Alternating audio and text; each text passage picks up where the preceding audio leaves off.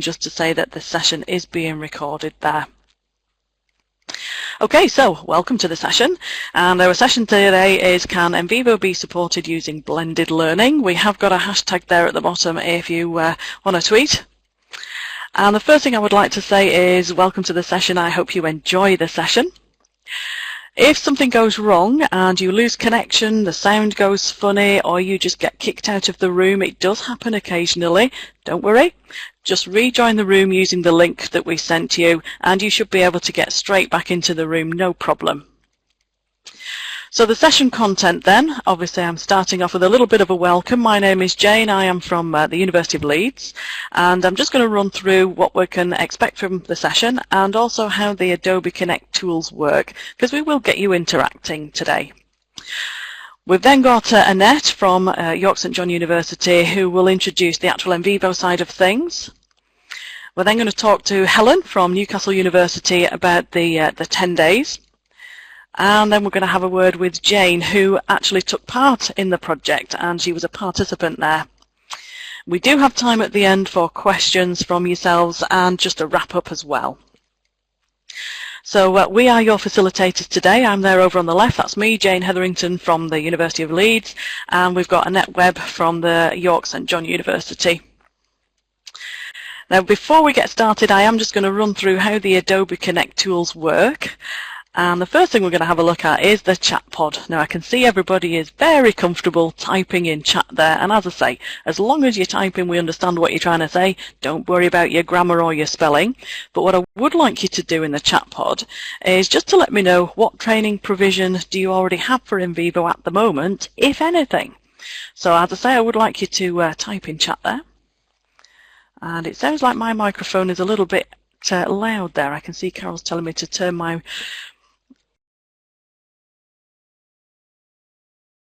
which I have done there. So I hope that's a little bit better. I can see multiple attendees are typing in the chat pod there. I can imagine you all furiously tapping away on your keyboards. So we've got some people saying that they've got classroom-based sessions. Quite a few people are saying that there's no provision whatsoever at all. So a bit of a variation there. Oh, we've got a tutor here who teaches postgraduates as well. Fantastic. Oh, right, Carol, I see. Am I still loud enough then? I turned my volume down there. Now, I will try to keep talking, only because obviously when it goes quiet, you might be wondering, am I still here? It is like being a radio presenter there when nobody's talking back to you. All right, so I've got a mixture of responses there. Thank you for that. Now, one of the other tools that we have within the Adobe window is to be able to ask questions where you just give us a yes or no response, and rather than having to type that in chat, we have something called the set status option. If you take a look at your toolbar right at the top of your screen, the dark grey bar, you should see an icon that looks like a little person waving their hand. And if you click the drop-down arrow to the right-hand side there, you should be able to see a list of all the different emoticons. And what I would like you to do, just to make sure everybody's found them, is to answer my question there. So have you attended a webinar or online event before? And if you use the agree tool to say yes you have, or disagree if you haven't. And I will give everybody the opportunity to find it there. And it is, as I say, at the top of the screen, the little person waving their hand. And one of the other things I would like to mention there about the set status is if you are going to leave the room for any time, just let us know by using the step away option. So I am just going to point that one out to you. So this one here, it just means that if I'm asking for a response and you don't respond, I know why. You've had to nip out or something, or you've been interrupted, which sometimes happens. Excellent, fantastic. So what I would like you to do next then is still from the same set status icon, is right at the bottom. You should be able to clear your status. So if you can clear your status for me, and again, it just makes sure that I know everybody's found those tools okay. Excellent. All right.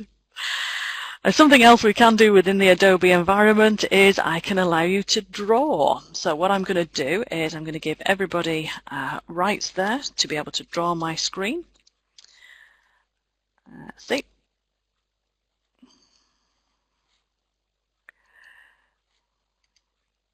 And what should have happened over on the left-hand side is you can see the drawing toolbar there. It might take a little while to pop up, just bear with me a sec.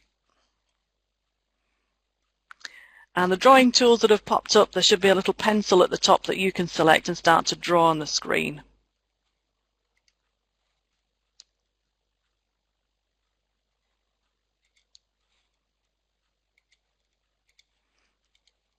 Okay, can everybody see the toolbar there? As I say, it took a little while for mine to pop up there. And if you click on the little icon at the top that looks like a pencil, and you should be able to then draw on the screen.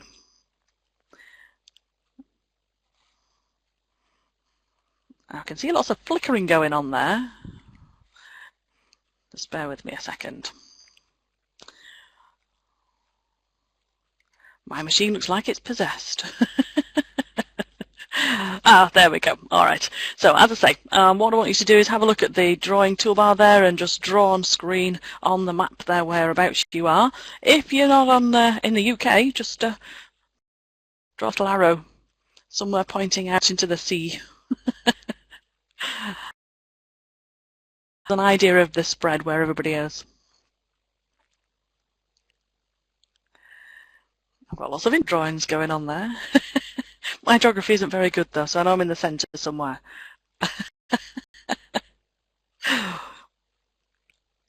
I just like making you draw on screen because it's very bizarre trying to use your. It is a bit difficult on a tablet.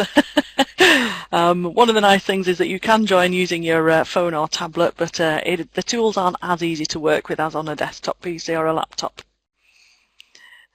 Okay, lovely. So that gives us an idea where everybody is today. Thank you for that. Okay, so what I'm going to do then is just pass across to Annette, and Annette's going to talk us through what the rest of the session is going to involve there. So Annette, if you want to unmute your microphone for me. Hi Jane, and hello everybody else. Hi Nettie. Okay. So whilst you talk, I am going to mute my microphone so that we're not talking over each other, but if you need me for anything, just give me a shout. Okay, thank you. Okay, so welcome everybody. I'm pleased to see that we've got 23 people here. So I'll just start off with a bit of the background of the project that I ran earlier this year. We ended up having research degree awarding powers here at York St John University. So the demand for tools that will help researchers became noticeable. And NVivo was mentioned as software that was really useful for qualitative analysis. So I created a 10 days online course using the model that Helen Webster had created. She's now at Newcastle University, but she was in another institution then.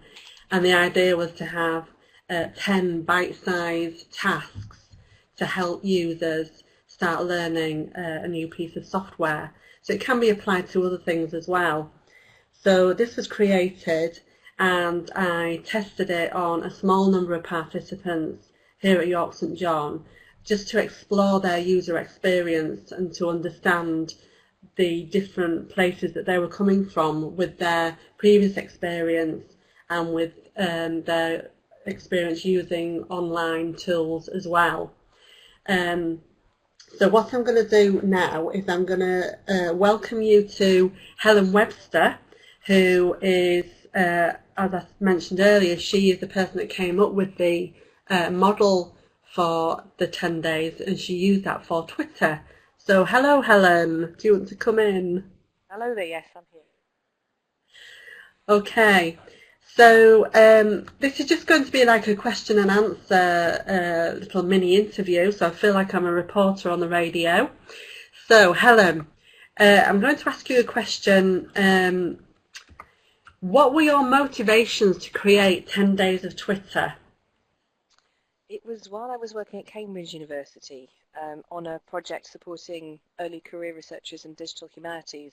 So at the moment in Newcastle I'm student facing, I'm head of the study skills team there. But I have worked in staff development and researcher development as well, and it was working with PhD students in the humanities to help them to use social media specifically more effectively for their research and for their career development, for public engagement. So it was thinking a little bit more widely about what they were doing with social media. And when the project was proposed, they wanted, I think they envisaged really that I would be having guest lectures by people who are sort of keen early adopters on how they used it, maybe record those and put them online, or possibly having some traditional IT training sessions. Not very audible, I will try and turn my microphone up a little bit.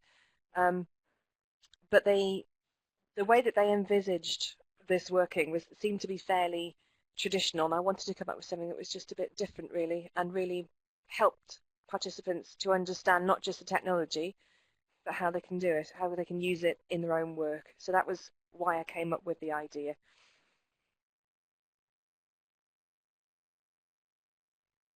Okay, thanks, Helen. I was just looking at the message from Anne about the volume. So I'm just wondering if Anne can turn her volume up, because you sound okay to me, Helen. So hopefully Anne will be able to hear better in a minute.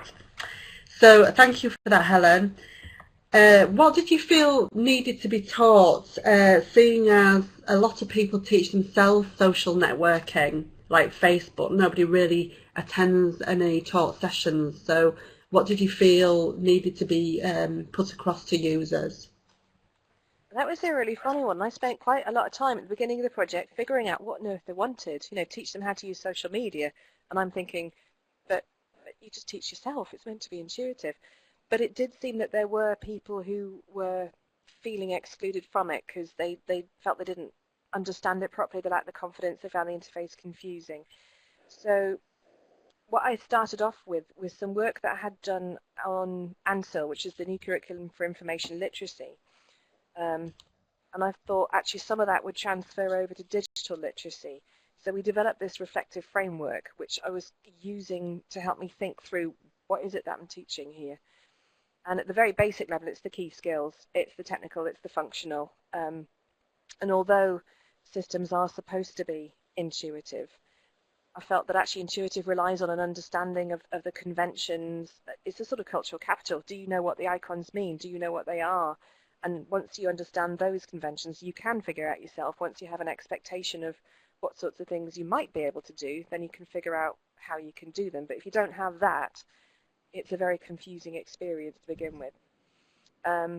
I thought a lot about how much do I need to teach them? Does it need to be exhaustive, every single functionality, or does it just need to be what they need to know for that particular purpose? And Did it was you? interesting to think Thanks for about that, Helen. what was a beginner. Sorry to talk over you. Can you hear me okay? Yeah. Helen, did you use any framework at all to measure how you delivered your training? In terms of framework, how do you mean? Like ANSIL, the information literacy framework. Yeah, the reflective framework that we developed had the sort of key skills as the basic level, but the higher level stuff was looking at not just how you use it, but how you use it well, and what well would mean in a particular context, because of course you're using social media for a particular purpose if you're an academic, or if you're a student, or if you're a librarian. So what is it that you need to do, and how well does it suit that? But also evaluating it in terms of what you want to do, because I wasn't anticipating that everyone would get on with it. I kind of wanted to teach them themselves. You don't have to use this, but if you choose not to, then at least do it in an informed way. So I was teaching them what it could do for you, how it meshed with your professional needs, and how to think through whether it was for you or not. And finally, the last thing we wanted to teach them was how you would integrate that with the way that you work, because you can't just, sort of graft these things on to your workflow. It's behavior change.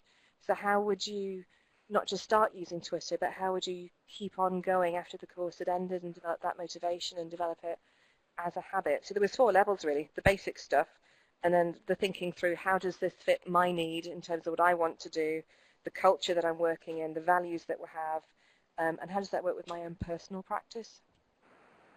So it was half reflective. That's really useful, Helen. That's really good. So I think you've answered some of the part of the next question, but how did you develop this format? It was partly bouncing off, sitting through a lot of IT training sessions, which a lot of it wasn't relevant to me and a lot of it wasn't personalised to me, so I couldn't see how I was going to use it. And thinking, well, I'm not doing that. Um, I'd sat in a couple of sort of lecture style things where you sort of have an enthusiastic early adopter and thinking, well, that's lovely for you, but I'm slightly intimidated now because I'm clearly not the power user that this person is and I don't know how to get started myself. So I thought, well, what else can I do? I'd explored the 22 things format. I'd participated in a couple of versions of that at Cambridge University where the librarians had used it really successfully, but I'd also dropped out of it because for me it went on too long and it focused sort of skipping every week onto a different tool or a couple of tools. I didn't feel like I was really getting to grips with any one thing. So I wanted something that took the best of those three modes of teaching and that was taught through the medium itself. So much more bite-size, using the tool itself to teach how to use the tool rather than learning it first and then going away and using it. And much more discursive and reflective rather than just the technical stuff. So it all sort of came together out of experiences that hadn't worked for me. Yeah, that sounds really useful because I do find a lot of IT teaching on digital tools can be more of an add-on and just to sort of hook people into using it. You know, it's really important that they realise how they can use it in their own practice, and helping them realise that is quite difficult without doing a lobotomy or something.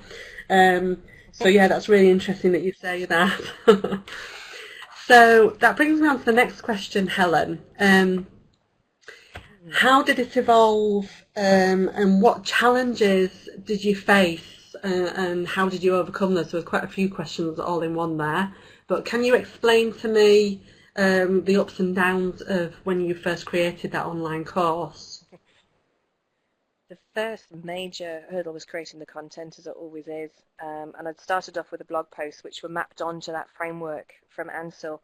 So I'd started off by contextualizing it around a need. Okay, well, you're early career researchers, you need to publicize your research more or get more engagement with your research. That's what you need to do. Here's an element of Twitter that will help you to do that. So it was just very basic functionality, one thing at a time. I mean, the first day is set up an account, that's it. But as an early career researcher, you need to create this professional persona. Let's see how setting up an account in Twitter will help you do that.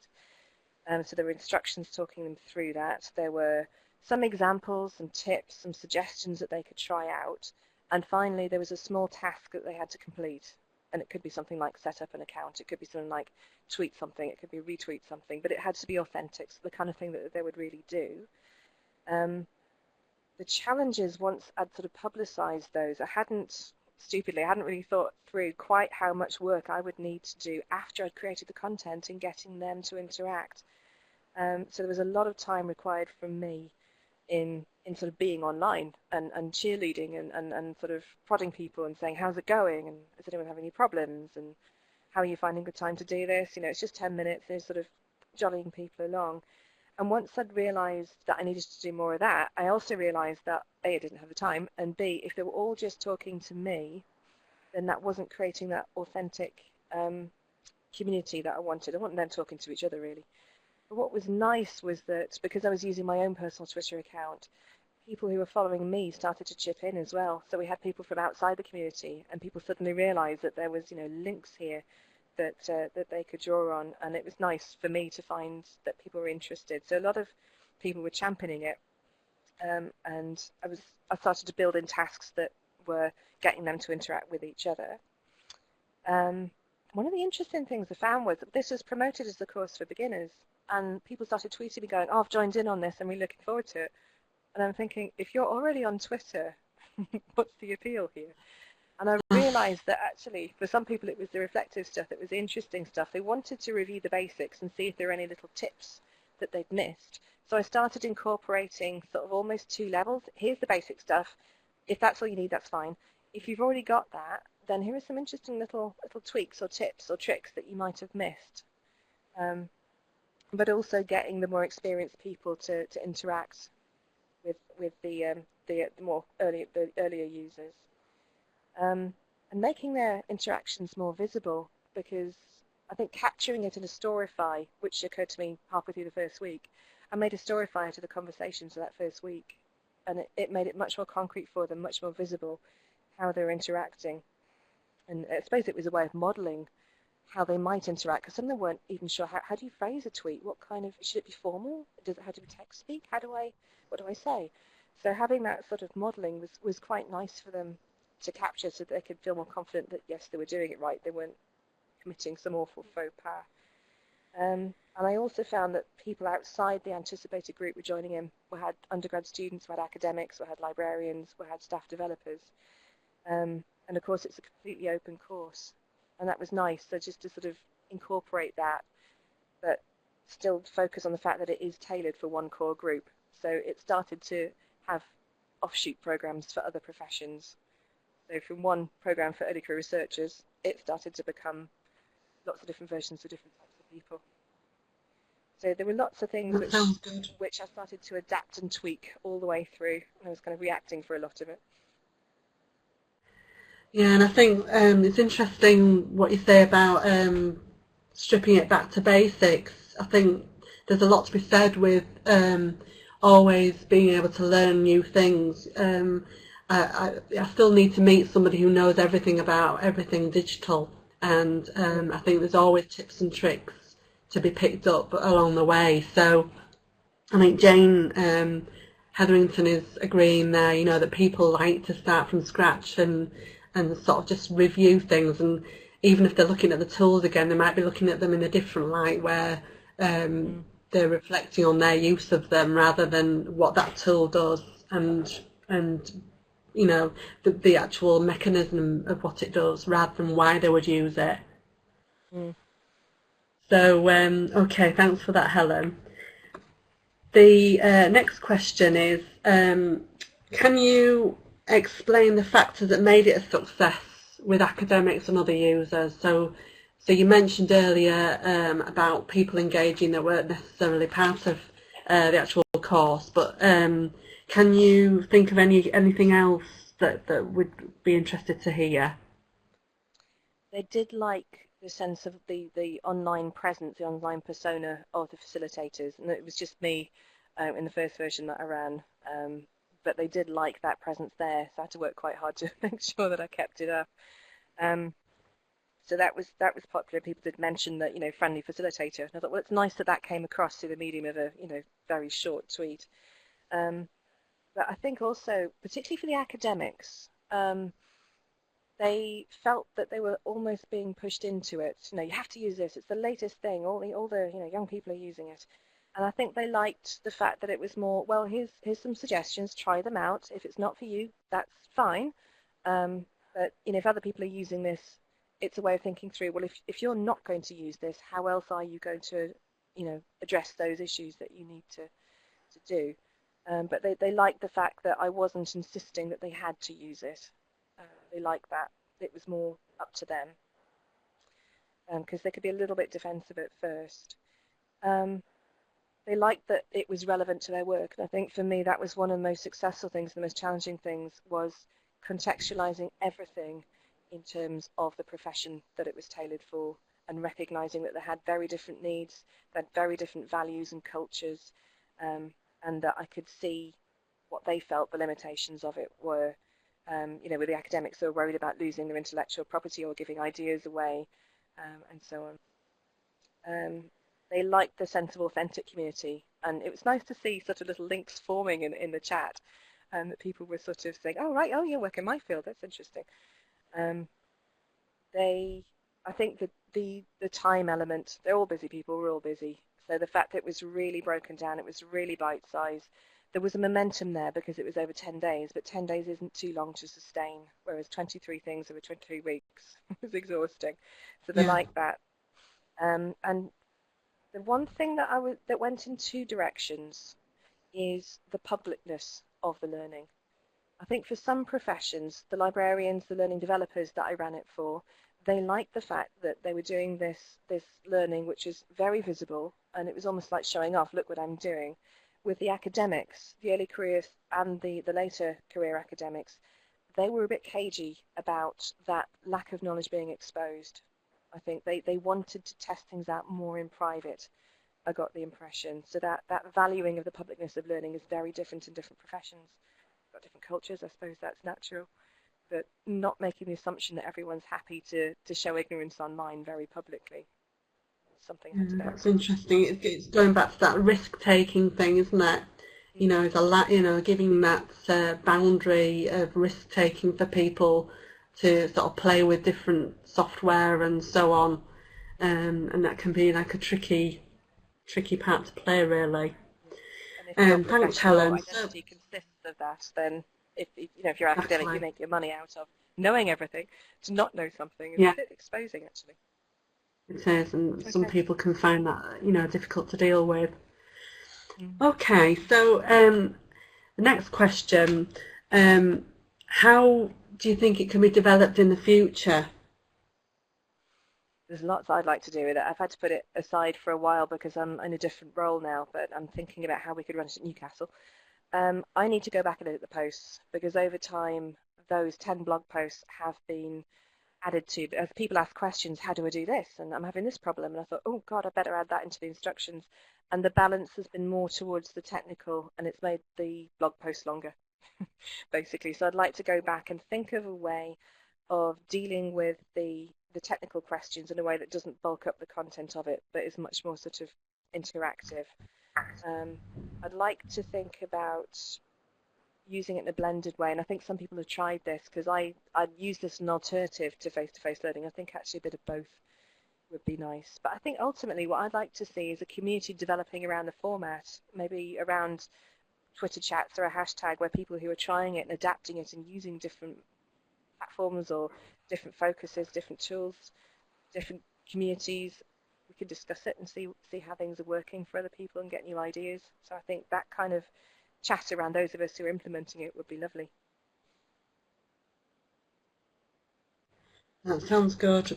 And this is, the idea of using the 10 days around the blended learning approach. And I think I found, and I'll probably say this later on when we come to that bit, but the blended learning was valuable in the whole idea of using the 10 days.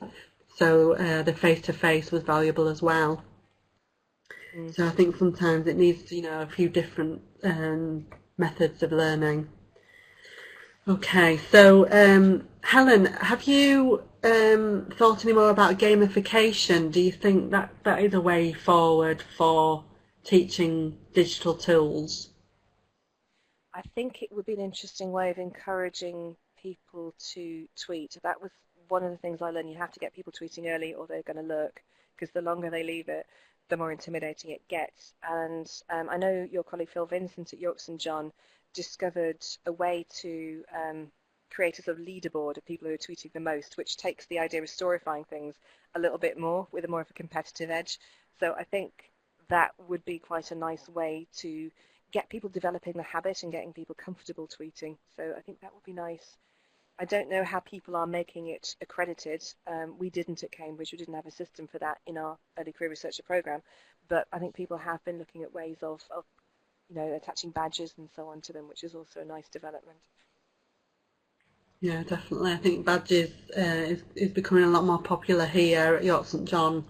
It's being used for quite a lot of formative stuff, which is good. So Helen, can you tell me how many institutions the 10 days has been used in? I can tell you the ones I'm aware of. It started off at Cambridge, as I mentioned, and I took it to Anglia Ruskin University when I took up a post there. I'm going to run it at Newcastle, so we can add that at some point. I know you guys have used it at York St John as the Twitter programme and adapted it, as you'll come on to say. Sussex have. University of Toronto and Dublin, it went international, which is very pleasing. Liverpool, I think, as well. I don't know if I don't know that there are others, if you see what I mean. Some people have been in contact, but it's Creative Commons licensed, so it's free to take and use. But it's nice to have conversations about how people are adapting it. But the other context it's being used in is for different professions. So university administrators, librarians, student services, people like myself have all used and adapted this as well. So you're not getting an institutional focus, you're getting a professional focus across the country, which has been really nice. And I imagine it might work quite nicely in different subject areas too, because that's often where a lot of academics will professionally identify, not with universities as such, but with a subject discipline. So particularly with NVivo, where particular disciplines use statistics in particular ways, that might be a nice way of drawing people together across the country as well. So lots of different institutions, lots of different professional bodies as well might be interested in running this. That's great. Well, thank you so much, Helen, and it'd be great if you could hang on to the end of the webinar to see if there's any further questions from the audience. So I'm just going to move on to my other guest presenter, Jane Rand, who was one of my participants in my project. And Jane is an academic that's been at York St John for a number of years now, and is an active researcher. So this leads me into where Jane came into it. So I'm just going to introduce Jane. Jane is here with me. Hello. So the first question that I'd like to ask you is, what research are you currently involved in, and what types of material are you analysing? Okay, well, my particular research interests are around learning and knowing, how people know and understand things. At the time that I was a participant in the research, I was particularly gathering data on how students engage with written summative feedback. So my involvement at the time we were looking at NVivo here was how might I use that to help me with the data that I was gathering there, and that it was textual data, but it was transcribed from focus groups and interviews, but it was data that was about people's perceptions of things. So I'm very interested in interpretive types of research and not at all interested in numbers. Right, that's where NVivo comes in, I suppose, with the sort of rich data rather than the statistical. Okay, thanks, Jane. So the NVivo 10 days course was divided into 10 sections. When you're working through it, did you prefer to work through it one by one, or did you pick out different sections that applied to you at that time? It's quite interesting, and I'm very interested in the discussion that you and Helen were just having about people wanting to understand something from the beginning and the basics of something. So I had used a previous version of NVivo before, but also at York St John we had a 10 days of RefWorks project, which was very interesting in terms of my students learning to use RefWorks, because referencing is something that students notoriously find very difficult to do. But I had really enjoyed that process, so I was engaged with the idea of 10 days of NVivo because of that previous experience. But what I particularly liked about it was the starting from scratch element. And having in a previous life also been an IT trainer, recognised that there was a lot of value in people understanding the fundamentals of how something works before seeing all the kind of add-ons and the nice frilly twiddly bits that do nice things for us. You need to understand how something works first of all. So I actually worked through days 1 to 6 sequentially, and I didn't do it over 6 days. I think I probably did it over 2 afternoons. But that was really because of my availability, and I got a bit excited by achieving something very quickly and moving on to something. So there was that element of having achieved something motivates you to want to do a little bit more and learn a bit more about it. So I did days 1 to 6 sequentially, and I actually can't remember what day 7 is about, but I got stuck at day 7. So I then jumped from day 7 to day 9, which was about visualising your project.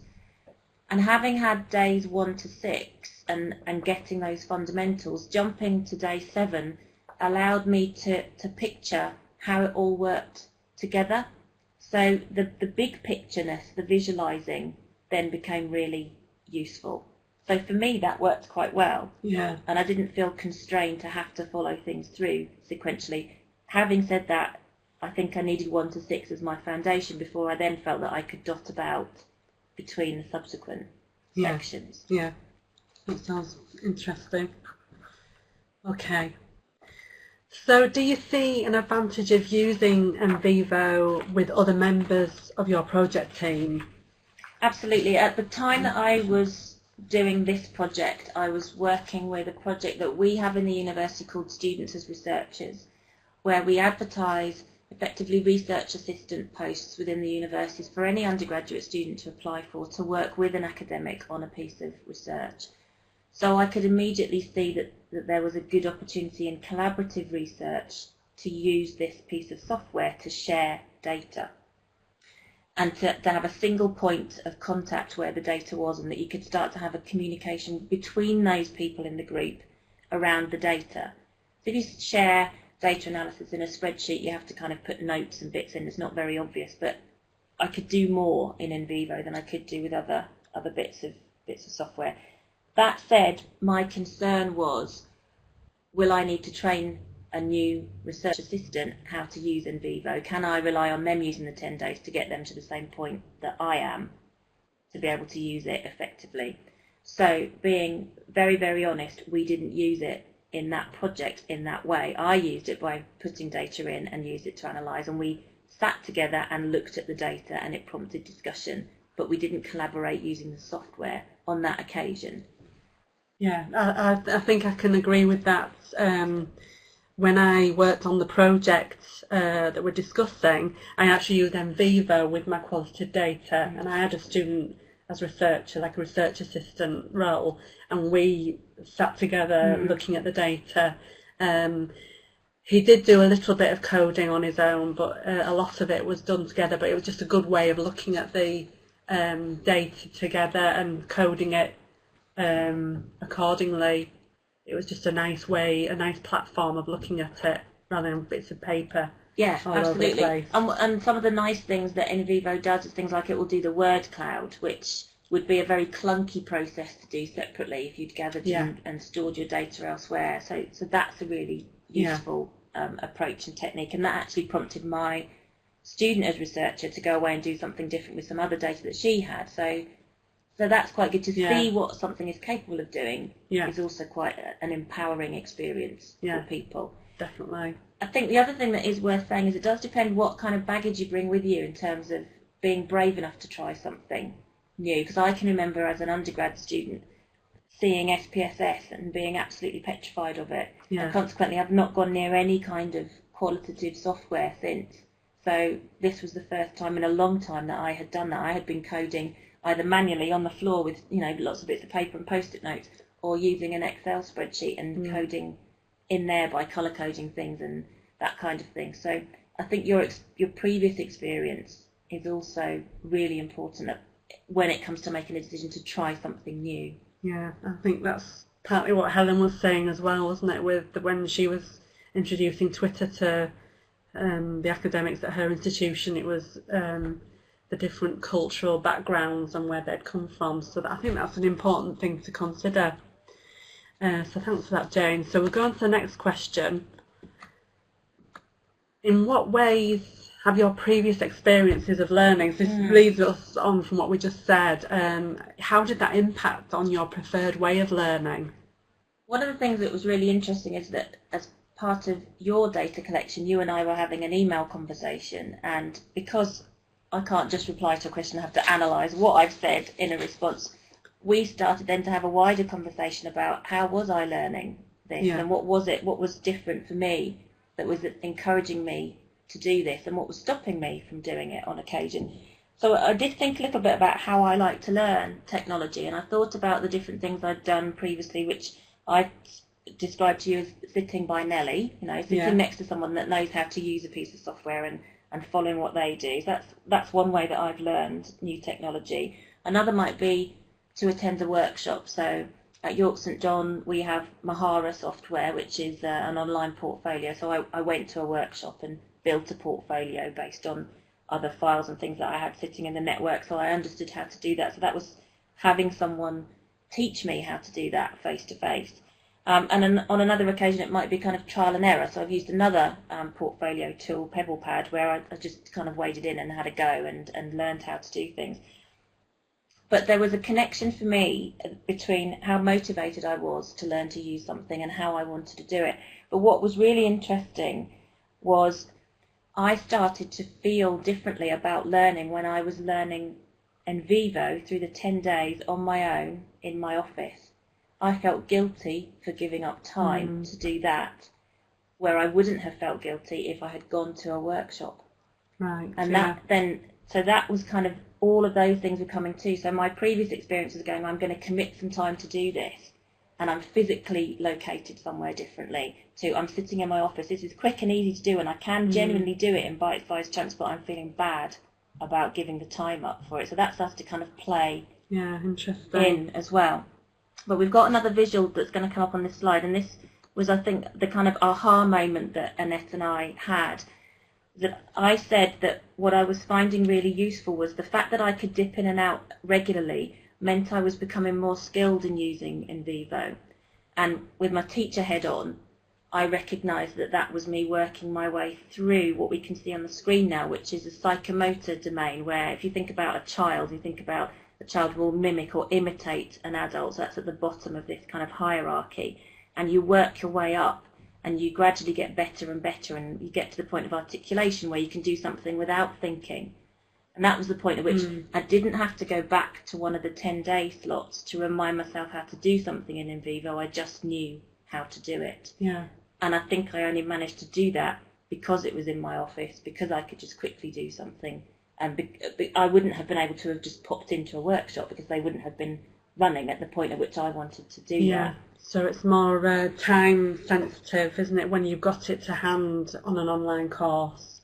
But then you could argue that a workshop that you have to attend, you definitely attend because you put the time in, because you feel that you're accountable to somebody else. Yeah, I wouldn't give up. If I had booked into a workshop, I wouldn't give that time up for something else. If I'd said to myself, I'm going to spend 10 minutes this afternoon looking at this, and something else happened, I would give that up. Yeah. So it's then about holding on to that, taking responsibility and thinking, right, I'm going to do this. Yeah, on my I own want learning. to, it's down to me. Yeah, yeah. So that was really our kind of moment where we thought, well, there's something quite interesting happening here that I wouldn't be able to do if I was attending a workshop. I couldn't progress through that hierarchy in the same way as having the combination of workshop.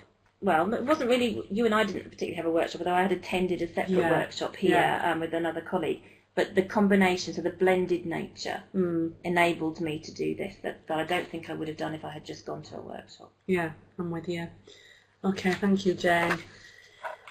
So, how did you find that the online experience worked for you? How do you think it can be made better? For me, I think I worked so quickly through the first 6, and that worked really well. And then as things got a bit more complex and technical, I slowed down, and there was more to get through in the slot in the day that we had. And again, it was more about me feeling guilty, but the videos were quite long. And I just remember emailing you and saying on a particular day, the video was 12 minutes. When I clicked on it and I could see it was 12 minutes in length, I thought, I can't do that, I haven't got time. Yet if I'd gone to a workshop that had lasted half an hour and someone had spent 12 minutes showing me something, I wouldn't have batted an eyelid. So it's not, as the question on the screen suggests, a technical issue, but it's something to do with the speed that we expect socially mediated learning to happen at, and 12 minutes felt too long. It's a bit like in Twitter, you're limited to the number of characters you can use. So perhaps having really, really bite-sized, concentrated, would have made it a different experience for me. Yeah, I'm going to prepare some videos that are more for our institution, so more bite-sized rather than using the QSR videos, which might still be part of the 10 days, but I think it would be nice to have a smaller version just for our institution. I think the combination of two and having a choice is quite powerful and quite useful. Yeah. Helen's saying something there about keeping it genuinely bite-sized was really tricky. Because I suppose as you go on deeper into a new piece of software, it can get a lot more technical and become bigger, which is, where I suppose it comes to the individual learner and their experiences and a personalised teaching, really, which I suppose is partly that. Someone's also asking, what is the upper limit of bite size? How long is somebody's concentration? A lot of the librarians have created 1-minute videos. Yeah, I mean, I think if I put my teacher hat back on and think about interaction in a classroom, it's quite hard to define bite size now. My experience recently is students want things very, very rapidly, Yeah, and expect to find things really, really quickly. But because I'm that bit older than most of the students that I'm currently teaching, that feels very alien to my way of learning, where I might want longer and to think about something and to question something. So I don't know, there's part of me that says we shouldn't go too small, because actually we're just encouraging people not to think about things. We're encouraging people just to get everything straight away. So I don't know, it's an interesting debate. Yeah, I think in my experience, if I click on something and it doesn't work straight away, then I do move away from it, and I think that's a lot of people. If something doesn't work straight away, they move on. So I think there's a lot of that immediacy expected and the quickness. I think someone, Paul B, saying Twitter's to blame. We've only got 120 characters. I think we're getting used to this here and now and sort of concentrated information, which has its own place, but I think reflection is quite important as well. And I think that's probably when you and I were talking, we did have an email conversation as part of your research, but we also met and chatted, and I think when we were talking, we were saying that actually what you can't get with something that is structured in this way is you can't get the tutor or the person who at least has taken that role of a tutor in a session picking up on someone misunderstanding something or getting stuck with something, and that can be the difference between holding on to someone's attention in a workshop and them not giving up and walking away. And so, which is what effectively I did at day 7 on the programme, is I gave up and walked away because you weren't there to go to me, what's happening there, Jane? Let me show you, let me give you an example. How are you trying to work with something? So I don't know, because Helen was talking about as things become more complex, is this a sufficient medium? Does it capture everything? And with my teacher hat on again, I wouldn't ever want to see there being no interaction between humans when you're learning something. I think there's still that place. I feel quite strongly about it. I mean, my role is to teach technology, but I still feel there's a place for human interaction, and I don't think there's anything wrong with that.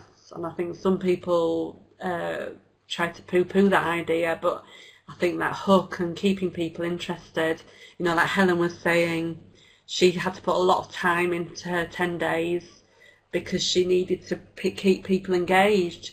It wasn't, just a one-size-fits-all course that ran on its own. It still needed humans. It does, but it's interesting because I've never thought about using something like the format we're all using now. So we're talking, I'm looking at the comments that are coming up in the chat column on the right-hand side here. We are interacting. So perhaps this kind of vehicle to learn how to use something like that. So we don't need to be physically in the same space to do something. We are connected through the technology. We are all having a debate and a discussion, and we're multitasking because we're talking and listening and reading what other people are typing at the same time. And we're learning together. So the technology itself was not a problem, but perhaps the more complex the thing that you're learning is. So you need a technology that allows you to enable people to learn. And I think what we've got an example of here is dialogue, which is really important. And Sally's comment there, about learning a tool and then using the tool to produce real data, I think that's really valuable. And that was sort of one of my conclusions of my research, that, the applying the tool is just so important. And you can't force someone to use it. Helen said, she was showing academics they could do this, and they can do this, but not forcing them, because I don't think that's a good way of teaching something. Okay, so I'm just looking at the time. We've got 10 minutes left. So the questions from delegates, I've been trying to keep an eye on them in the right-hand side, and that's been really valuable, and I've tried to deal with most of them. I noticed that Gillian had one about the guilt thing, when Jane mentioned that she felt guilty spending time on her own development, and Gillian's actually said, was that a gender demographic situation, which I think could be a whole other research project. It's quite interesting, that selfless attitude of investing time in your own development. I think there's a lot to be said for giving people that space and time to do that. And yeah, I think we need to maybe look into that, later on. So thank you for that, Gillian. I know you've stepped away, but you'll be able to hear that bit on the recording. So Kevin has said, have you identified stakeholders who have become engaged in the 10 days of Twitter and then? No. We haven't compared the two, to be honest, but I think the 10 days idea was just used as a platform to enable people to use the new tool to them. So that might be something to look at about comparing them, which could be interesting.